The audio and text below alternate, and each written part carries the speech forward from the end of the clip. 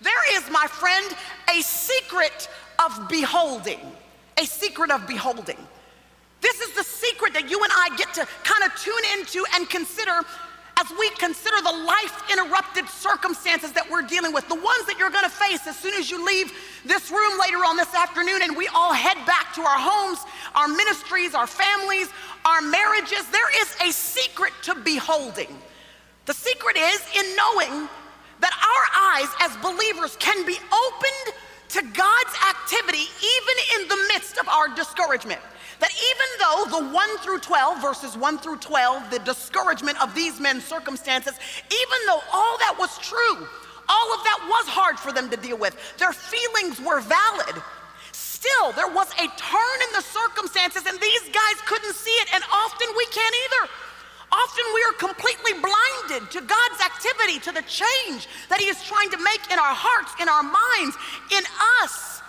The change that He wants to show us, the character that He wants to reveal of Himself in the midst of the circumstances. We're so distracted by our discouragement, we don't even realize that we're in the midst of a behold moment.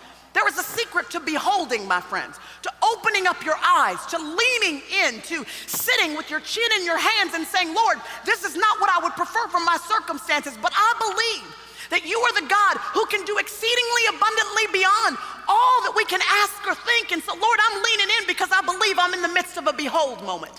Let me tell you something. The only reason why the Lord would gather you here over the course of these days, do you realize that anybody could have been in this room? And 13,000 people seems like a lot of people, but when you consider the breadth and the scope and the magnitude of people that walk planet Earth, and yet He singled out you and me to receive this much encouragement in these days, this much counsel, this much teaching, this much fellowship with people of like mind, you ought to know that the only reason He would place you in this room is if you and I must be on the precipice of a behold moment in our lives. My friend, He's trying to set you up and prepare you. He wants your eyes to be open.